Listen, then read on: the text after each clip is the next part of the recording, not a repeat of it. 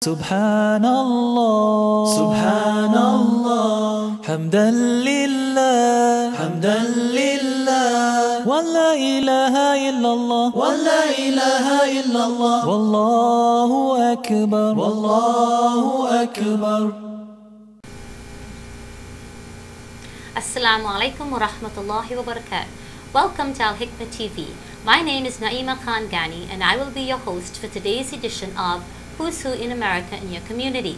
This program brings to you individuals who have dedicated and committed their lives to serving Allah. They come from the local, national and international levels. We hope that they will serve as an inspiration to you to motivate and commit you to get involved in your community. Today my guest is Duff. He is the president of I.M.A.N at Nova Southeastern University. Welcome to the program, Duff. It is a pleasure to have you. Thank you. Now tell us, you're a student at Nova Southeastern University. What is your major there? My major is biology. I'm a third-year biology student and hopefully trying to go into med school. So I have a year Are you going to finish at Nova? Yes. MashaAllah. So you want to follow the medical path? Any particular area you're interested in specializing in? In the beginning, I was thinking about doing dermatology since I'm in the state of Florida. You know, there's a lot of sun, so there's a lot of skin problems. But as of right now, individually, I've had a lot of surgeries done on my bones. So myself, I think that I'm close with bones, so I want to become an orthopedic surgeon. Oh, that's great. So it's a personal experience you're kind of attaching to that decision. Yes. That's good. We wish you all the success and pray that Allah will guide you to making the right decision, inshallah. Now, how did you get involved in I.M.A.N? Well, getting out of high school, graduating out of high school, I was always, involved with anything Islamic, anything that related to Islam. So I decided, since I already knew that Iman was existent at Nova, and I knew I was going to Nova Southeastern University, I decided I should be involved with that. My first year of college, I was an involved member. Whenever they needed some help, I was always an extra helping hand. My second year, I was the treasurer of Iman. Iman also stands for International Muslim Association at Nova Southeastern University. Good, because I was going to ask you, is Iman as meaning faith, or is it an acronym for something else? So it is an acronym, but it's also it works both ways. Yeah, it works both ways. So when people ask what is Iman, we can also say faith, or we can also say what it means literally, but figuratively it does mean faith. Why don't you repeat again what it stands for? So Iman stands for International Muslim Association at Nova Southeastern University. Okay, beautiful. So you sort of move up the ranks when you started at NSU, from a member at I.M.A.N, moving up from a member to treasurer, and now you're the president. Yes. Were you involved in any sort of Islamic activities before your involvement in I.M.A.N? And the reason I'm asking is that we like to get, like our viewers, to get an idea of who our guests are. Beyond the point of just being a professional or having a title, get them to really know who Duff is. Well, me myself, I've always tried working with the mosque whenever they needed help. I always tried working with youth groups. In my high school career, I became a camp counselor in a Muslim youth camp in California. This Muslim youth camp has been running for over 40 years in California, the same spot. It started off with over 40 years, and it's been working. These people have been doing it as a small group, and now their kids are doing it, and then the kids of their kids are doing it. So the lady who did start it off, she's now a big, the head of it, but her grandkids are going to this camp now, and I'm a camp counselor there, so I do that every summer. I also, in middle school, I also I organized a couple of events with, there was an organization around here in this area called Medina Foundation. We organized a couple of events bringing in Sheikh Hamza Yusuf and Imam Zayd Shakir just to speak, and we also did a Deen Intensive. We organized a Deen Intensive in 2003 in Lake Wales, Florida, which was also a success, which was a 1-week intensive program where we had many scholars come down and That's fantastic. So all this is before you actually started your involvement at I.M.A.N? Yes. Very good. Now, did that help you develop any leadership skills or open up your eyes to say, you know what, I can go further with this? It has, actually. With me, I just always felt like I was a leader. It just, I mean, when it comes to, even in my community, my parents, my background is, my parents are from Bangladesh. So as a Bangladeshi, my parents already looked up in the community as, prestigious, or Right. like they're all elders, so they're respected in the community. So as their son, you know, it kind of brings it that if their son does anything wrong, you know. So it felt natural to you that Right. you should uphold, leadership positions and Right. leadership roles. So when kids would come up to me Right. and ask me things in my community, I always felt like I had to be the one to show them what to do. And then like people, like I never really was the type of person to just come out front. I was really shy. I never really, like, I would talk, but I didn't talk as much just to become a leader. But then a lot of people influenced me and kept on pushing me and said, you should become the person who you really do have the potential to become. So this is where I am right now. Sort of flourish with your leadership skills, mashallah. And looking at you, we can tell that you're very young. We won't ask you how old you are. I mean, if you don't mind sharing with us. I'm 21 years old. Mashallah. Yeah. So the reason I'm asking that is I think it's inspiring for our young viewers out there to know that you can be 21 years old and you can have a full life, both Islamically, socially, academically. There's no reason where you should not give up one, where you should have to give up one for the other. Right. And that is one of the reasons that we do these programs, so that we can motivate our viewers out there, especially the younger crowd who are looking at this program today, to know that they can look at you as a model. They can look at you for inspiration and be motivated to go out there and get involved. And that is one of the main purposes of our program. So you certainly are, helping us to accomplish that. Very good, mashallah. Have you been involved in any other Islamic activities besides the ones that you mentioned? Right now, I am in charge of Project Downtown Fort Lauderdale. This was a project that was started almost 6-7 years ago by a couple students at University of Miami, and they decided that they wanted to just go out, make maybe a couple hundred sandwiches, and feed the homeless. So they saw that like it was really helping the community, especially that community that the homeless are out there and they don't have anything to eat. So they decided to take it nationally, and they took it to a convention, the ISNA convention in Chicago, and they just introduced the project itself. Now over 100 cities throughout America, Project Downtown is being held. So that initiated here in South Florida. Yes. Very good, mashallah. People do not know that. Yes, so and that's good for our viewers to know that. Right. Very good. So now, since Miami is a little far for us, since we were maybe 30-40 minutes away from Miami, we decided we should do one locally. So now there's Project Downtown Fort Lauderdale, which is started maybe 5 years ago, and a lot of the organizers now have moved on. They're professionals now, but they're still in the background. But they need someone to be up front, the one to be there every Saturday to feed the homeless. So that's what me and my organization has been doing. We've been going out every Saturday, and we've been volunteering and helping feed the homeless. Very good, mashallah. Now, as a student, I think a lot of viewers, especially the younger ones, would be curious to find out how are you able to balance your time being, with all these activities that you're involved in, and a full-time student at NSU. Well, that's the main thing. Once you become a college student, time management is the main thing that you need to be aware of, because if you have no time management, nothing will work. So you need to realize when you want to study, when you want to actually have fun, when you want to go do sports, when you want to do Islamic things. And that's another thing that human beings just do not know how to manage time. So what happens is, if you don't have time management, nothing will actually work out with you. So you can be a full-time student, but then you can also forget to pray. But then if you manage your time, praying and being a full-time student always works. And then you can also do whatever you want. You can hang out with your friends. I mean, it depends on the person who you are. Like, if you don't know how to manage your time, nothing will ever happen. Even in the future, even as a professional, you need to manage your time. It will work out for you. So it's really a good skill for you to start learning to develop even before you enter college. Right. So you begin it even at the early ages with small tasks, and then it grows and develops as you get older and grow and develop. Right. So that's great, mashallah, because I think that is the key to a lot, even for adults, is for a lot of us to learn to be able to manage our time. Because many times students say, well, I don't have time to get involved in an Islamic activity because I've got so much homework to do, I've got so much work to do. Right. It's always an excuse that they can't find the time. So what would be your response to them? How would you be able to motivate students like that, who you would say, you can do both? What happens is, you're not, like, as a president of Iman, I don't force anyone to join my organization.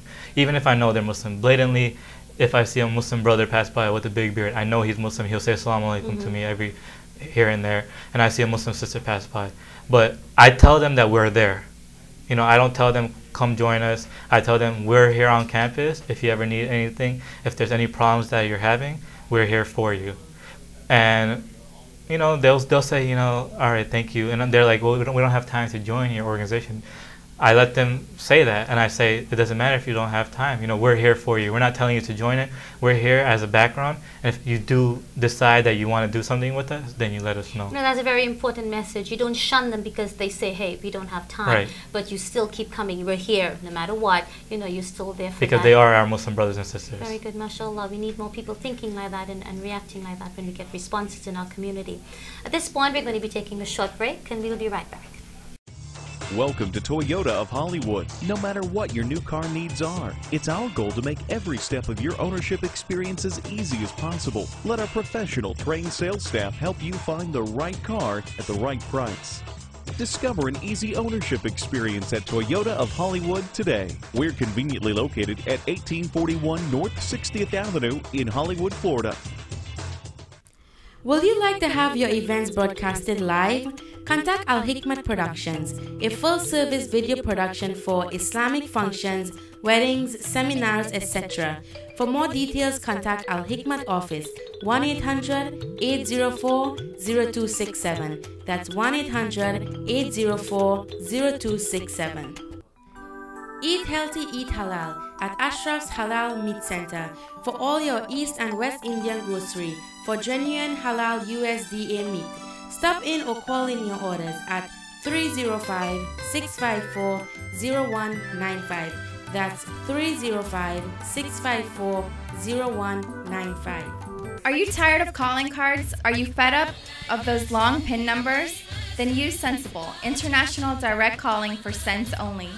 For more details, contact the Al-Hikmat office at 954-986-0158. That's 954-986-0158. S&A Caribbean Market, East and West Indian grocery for all your halal meats, fish, and vegetables. Call to place your order at 954-961-6160. That's 954-961-6160. Assalamu alaikum wa rahmatullahi wa barakatuh. Welcome back to Al-Hikmat TV, Who's Who in America in your community.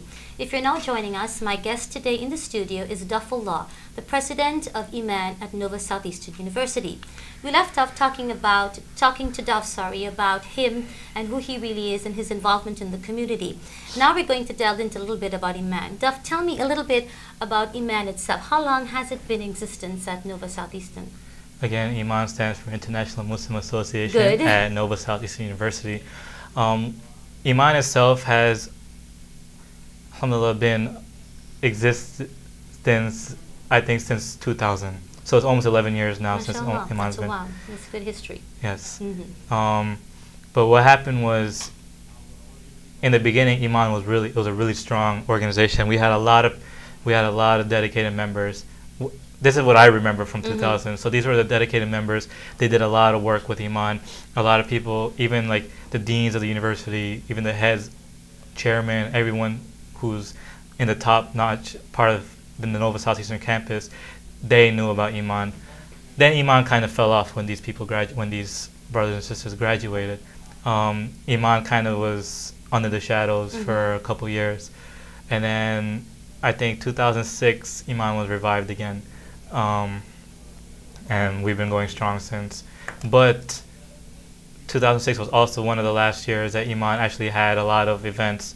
And since then, like, we've had events every semester, but they haven't been consistent. So hopefully we're trying to make that I.M.A.N strong again, you know. Good, and really go with the word. Not a pun. I.M.A.N. It's not a pun, yes. but yes, no pun intended. Now, you mentioned a very important point that you were very active in the initial stages, and suddenly there was a depression. What can we do? And I find that with a lot of organizations, especially on campuses. Yeah. What do you think we can do as students and as a community to sort of eliminate that depression that we get? You start off really, then it sort of climax, plateaued, it dips, and then it builds up back again. How can we prevent that from happening so we can have a constant flow? So what happens is, for every college campus, a lot of students are not coming locally. They're from all over the country, or even out of state. They're from out of state or even out of the country. So what happens is these students will come, they become the president or they become the head of the organization, and they just leave. So then everyone kind of panics, like, what is going to happen, what's going to happen? We don't want to be the president, we don't know how to become the president. And it kind of leaves that depression, kind of. So they don't know what to do with it. But what I plan on doing this year is we're having actually elections next week for our organization, and we're trying to elect more executive board members for our organization.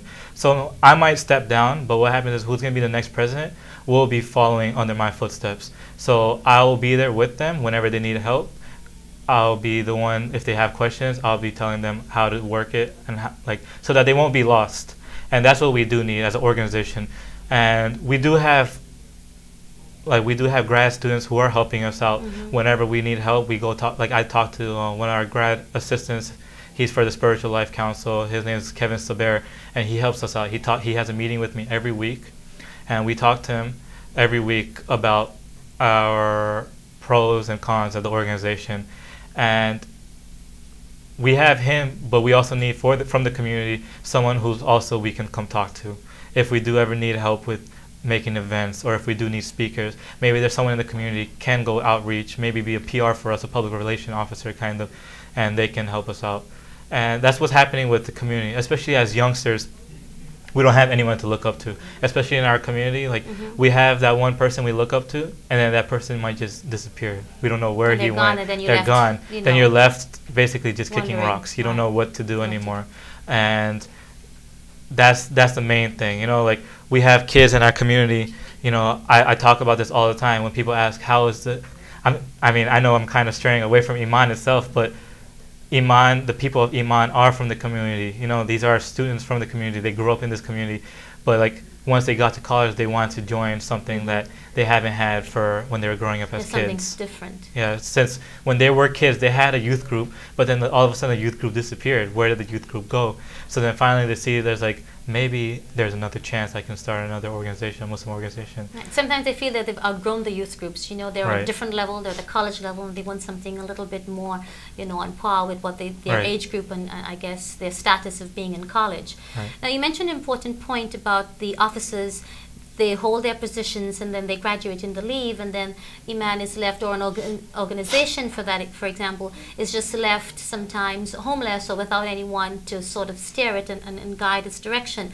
Now, you mentioned an important point where you say you're looking at people prior to the next election. So you're trying to, correct me if I'm wrong, trying to pinpoint individuals on campus who can better serve Iman for the next election year coming up, sort of selecting through the process of electing at the same time? No, I mean, I put it out there. I let people know we're having elections next week. If you guys want to run for a board, any board seat, just make a speech, let us know, and we'll be there for you. So, you know, usually what happens at our elections, only one person will run for each position. So like it's not even really a competition. Right. There's no competition at all. Yeah. So if someone's like, I want to become president, who else wants to become president? No one raises their hand. So they become president. But what I was saying, we are basically like the teachers, and they're like... So whoever they are, you're there for them. Right. Now, they're basically our apprentices. Right. So we'll be there teaching them how to do everything.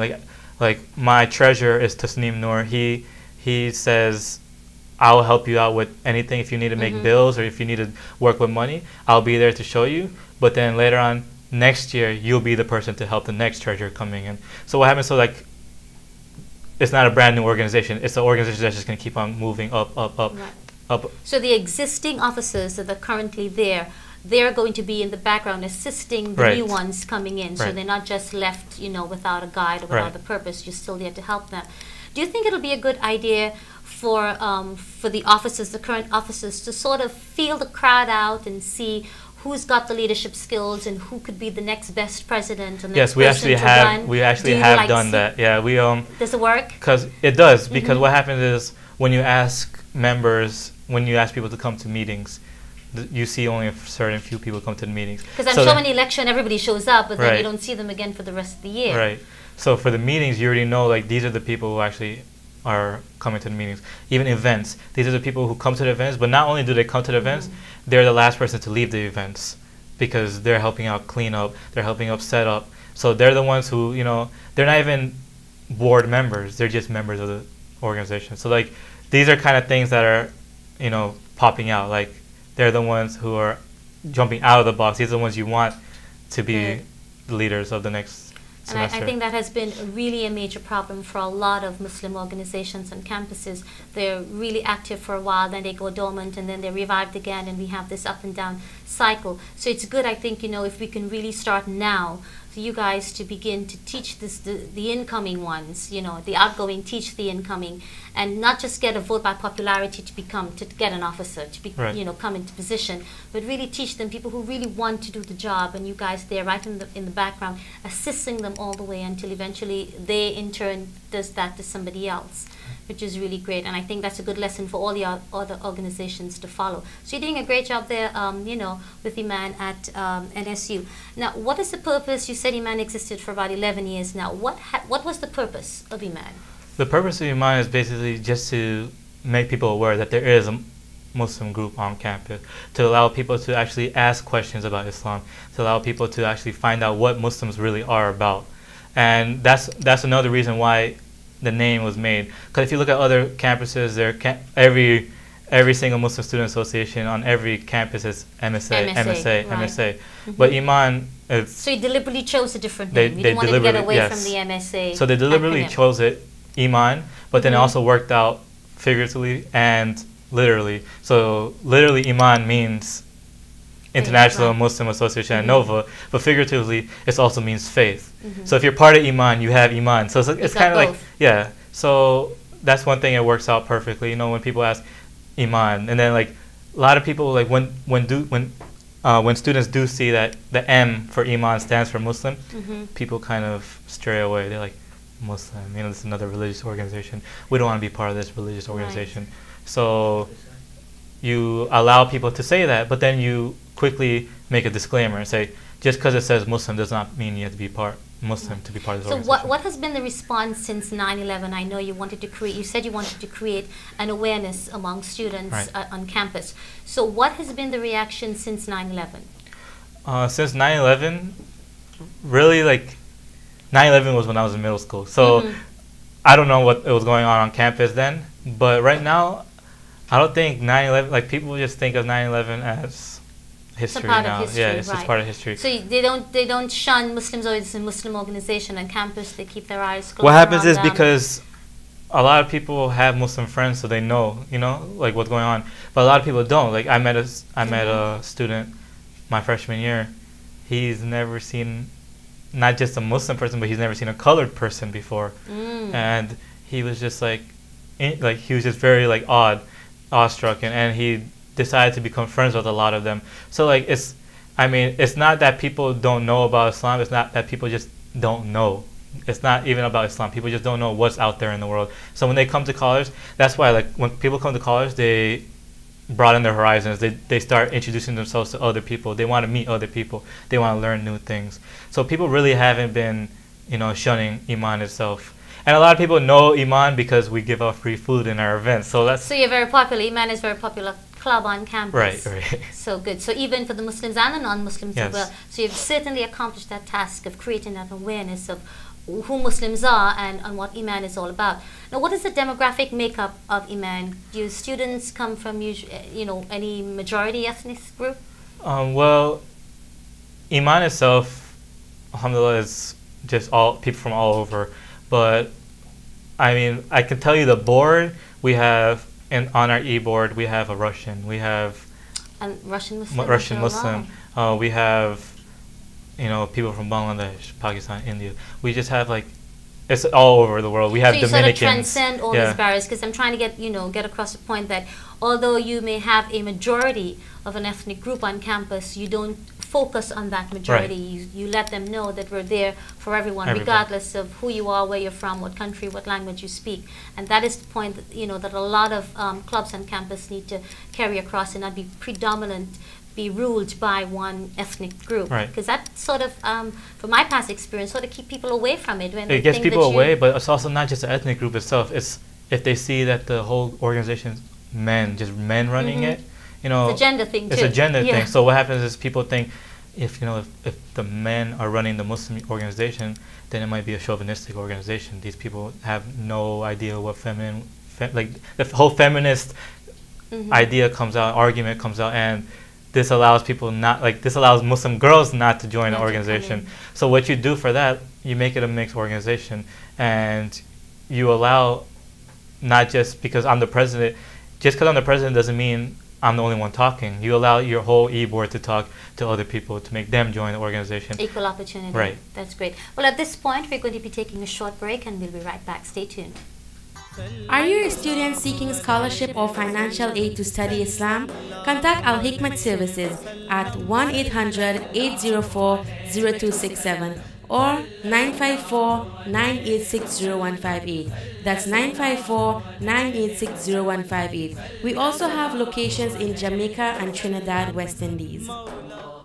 If you would like to advertise your business on Al-Hikmat TV online 24/7, Al-Hikmat website, and Al-Hikmat monthly Muslim magazine, please contact the Al-Hikmat office at 954-986-0158.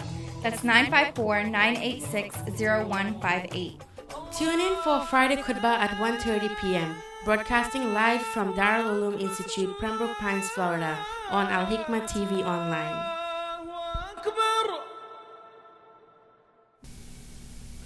Assalamu alaikum wa rahmatullahi wa barakatuh. Welcome back. If you're now joining us, my guest today is Duff, President of I.M.A.N at NSU. Duff, we left off talking about the demographics of I.M.A.N. Now tell us a little bit about some of the past activities that I.M.A.N was involved in.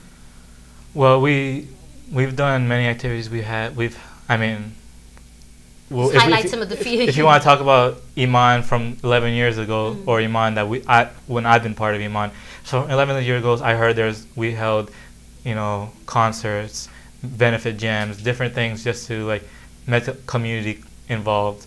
Myself, we've held fastathon, which was during Ramadan, just to ask people to fast for a day, where it was like a huge iftar kind of that gathering. involved inviting the non-Muslims to come in and fast with you. It's mainly for the non-Muslims. Very good. To ask non-Muslims to fast. We had over 300 people come out, so it was a good event. We've held different things. We do halakas, weekly. We do, even social events. So let me stop you right there. So you're not only doing the social events, but you also have the educational aspect, because you mentioned halakas. Right. That's great, and that's once a week. Right. And the response to that, because some students, I only want to get into the social aspect of it. I don't want to. It doesn't. Involved. See, if you get five members to go, or you can even get 2 members to go to an halakha, that's still quality. Yeah, that's still quality. Yeah. So it's better that you have more. It's more, intimate time with your brothers and sisters to actually talk to them and actually, get to know them better if it's 2 people. But then the next week you get 3 people. Right, then it grows. It sort of builds that spiritual bond between the students, among the students. So we get social. We have social events. Even we can even make what happens. Sometimes we even do the halakha, and then we have a social event after. Maybe what we're trying to do is maybe do something like a halakha on the beach. Maybe do a little barbecue. And this is for the both males and females. Right. So because what happens is it's a college campus, and you don't want to separate the males and females. It's obviously Islamically. Oh, you follow the guidelines, obviously. Right. Yes. But you're not supposed to basically shun them. So that's what we're trying to do. So that's our past events we do, and then we did fashion shows, just religious fashion shows. So and then what we're planning on doing actually. So before you even go into that, these activities you have. Is the community invited to these things, or is it just close to the students on campus? No, it's for everybody. Open. It's everybody. That's interesting to know. Good. Yes. And right now, what we're working on, our 3rd annual religious fashion show. It's coming up in April 21st. What we do there is we invite other religious organizations on campus, and kind of just talk about what they want to talk about. Maybe have some performers. Maybe do some Christian poetry or some Hebrew poetry, or whatever they would like to do. Last year we had the Indian Student Association perform, because it's predominantly Hindu. So a lot of them, they did a little dance. They did some, poetry. But it's basically just to get to know each other. So you work with other organizations, and you join with other clubs on campus. Right. Do you network with other Muslim organizations at other universities and colleges? So in the past semester, we've had 2 big kind of meetings with the 4 different organizations in South Florida. So the first meeting was at FIU. I did not get to attend it, but it was like a dinner where just like the MSAs came out and they just talked about their mission statement and what is going on with their MSA and how we can help each other. So that's good. So they do have plans to sort of bring everybody together to work with each other. That is great. That's perfect. So that's part of your future plan for Iman as well. And the thing is, like, Iman, as I was saying, in 2006, Iman was very strong, and that was the last year they had Islamic Awareness Week. So what we're trying to bring back at Nova Southeast University is Islamic Awareness Week. And Islamic Awareness Week basically is just a week to show people what Islam is about. So every day there's going to be one event just to get people to learn what Islam is about. And then the last day, you know, maybe it's just going to be a little, you know, laid back, just like do a little dinner at night for people who did attend. And I mean, I've seen a lot of MSAs do it. So what we're trying as Nova, we're trying to do is we're trying to do something called Islamic Solidarity Day. We haven't talked about it yet in details, but what's really going to happen is we're going to ask non-Muslim women to wear scarves and Muslim men to wear just a head. Has this ever been done before? It's been done at University of Miami. And what happens is when students do it, you give them, like, they do it for the whole day, and they get free dinner at night. So, you know, it's a win-win situation, kind of. That's interesting. So, and it shows solidarity for Islam. So we want to do something like that. So hopefully it can be done. That's been creative, because I know the MSA at FIU recently had their Islamic Awareness Week. So it's good, you know, if you guys can come together, these organizations can come together and sort of work for the same goal and the same purpose and sort of not feel isolated but help each other. And that'll be something really perfect, if, you know, for the future, to sort of bring everyone together under one umbrella. You still do your thing separately, but you can work, you know, certain activities you can come together and have that. Are there any other points that you want to highlight, any activities that you want to highlight that Iman is involved in, or maybe how can the community assist you in some of these future plans that you have? So one thing with the community, with the Indo-Pak community, I'll talk about, I don't know about the whole community, but when you talk about religion, they kind of stray away. They don't really want to help out. They don't really want to fund. You know, like all our organizations, all the Islamic organizations on campus, even at University of Miami, at Nova South University, everywhere in South Florida, we all need funding. And sometimes our SGA, the student government, is not going to give us that funding. So we need to talk to the community. And when you talk to the community about, oh, we're trying to fund a religious event, people kind of like, well, okay. They hear money and they back off. They hear money and they'll give maybe $1. But then if you talk about, oh, it's going to be a cultural event, that same person giving you $1 will give $50. So you think the reaction is different? This is interesting. The reaction is different when it comes to something that's religious versus something that's cultural? Yes. And that's what we need to change in our community. So what happens is me not just talking for Iman, but also talking for all the other MSAs around this community.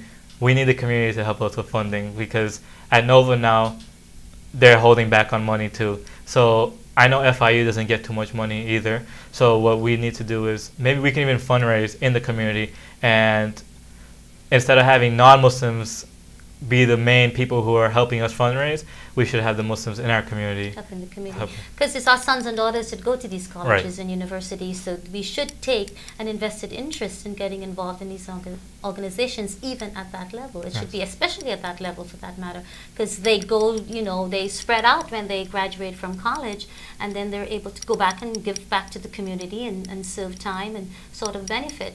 So it's important for our viewers to know that they should invest in our organizations on colleges and campuses, and I'm hoping that your plea out there would reach the ears of our viewers, and that they will be able to come forward and assist not only Iman at NSU, but only the other organizations, MSA at FIU, FAU, etc. Yes. Is there anything else that you'd like to say to our viewers before we come to the end of our show? Well, I'll just say, disclaimer for Iman is you do not have to be Muslim to be part of our organization. I grew up with a lot of non-Muslim friends, and they know about Islam. So if you allow non-Muslims to join your organization, Muslims will start realizing, why are there non-Muslims in this organization? Why aren't we part of this organization? So Muslims are going to start coming to your organization. That is interesting. It's kind of like a mousetrap, kind of. You know, like you put the cheese in, and then the Muslims will start coming. So you don't have to be, and I'd like to repeat that, you don't have to be a Muslim to become a member of Iman. That's not a criteria. No. beautiful, mashallah. I think we should all have that in all organizations. You don't have to be Muslim. Come in and find out and get involved. Yeah. That's great. That's how you learn, and eventually maybe inshallah they will become Muslims. Inshallah. Thank you so much for being my guest today on the program, Duff. It was a pleasure having you. And that brings us to the end of our program. Please join us again for another edition of Who's Who in America and the Community. Until then, Assalamu alaikum wa rahmatullahi wa barakatuh. Subhanallah, Subhanallah, Hamdan lillah, Hamdan lillah, wa la ilaha illallah, wa la ilaha illallah, wallahu akbar, wallahu akbar. Subhanallah, Subhanallah, Hamdan lillah, Hamdan lillah, wa la ilaha illallah, wa la ilaha illallah, wallahu akbar, wallahu